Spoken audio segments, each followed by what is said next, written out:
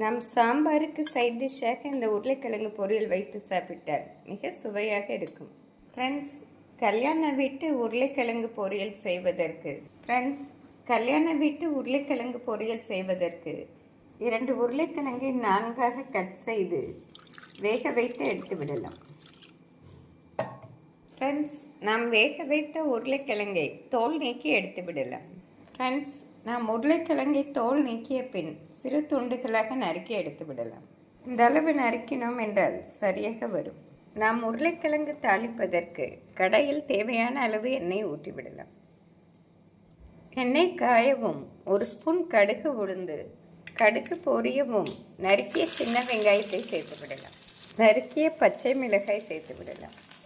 நாம் மசால் பொடி போட்டு தேங்காய் அரைத்ததால் ஒரு பச்சை மிளகாயே போதுமானது. நாம் கறிவேப்பிலை சேர்த்து விடலாம். ஃப்ரெண்ட்ஸ், நாம் வெங்காயம் வதங்கும் போதே உருளைக்கிழங்குக்கு தேவையான தூள் உப்பு சேர்த்து விடலாம். நாம் இதனுடன் இஞ்சி பூண்டு விழுது சேர்த்து விடலாம். ஃப்ரெண்ட்ஸ், வெங்காயம் இஞ்சி பூண்டு விழுது நன்றாக வதங்கவும் நாம் உருளைக்கிழங்கை சேர்த்து விடலாம்.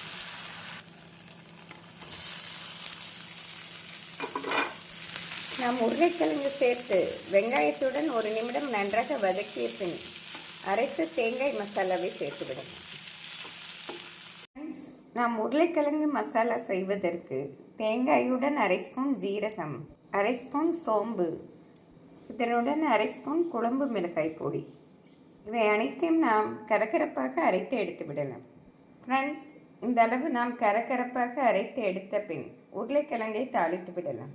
ஃப்ரெண்ட்ஸ், இந்த அளவு நாம் கரகரப்பாக அரைத்து எடுத்த பின் இந்த அளவு உருளைக்கிழங்கு வதங்கிய பின் நாம் அரைத்த தேங்காய் விழுதை சேர்த்து விடலாம்.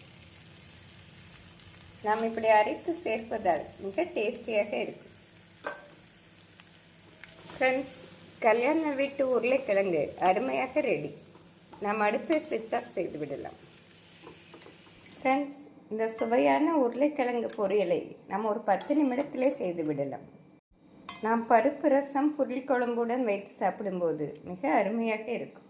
நாம் சாம்பாருக்கு சைட் டிஷ்ஷாக இந்த உருளைக்கிழங்கு பொரியல் வைத்து சாப்பிட்டால் மிக சுவையாக இருக்கும். ஃப்ரெண்ட்ஸ், இந்த டேஸ்டியான உருளைக்கிழங்கு மசாலாவை செய்து பார்த்து எப்படி இருக்கிறது என்று கூறுங்கள்.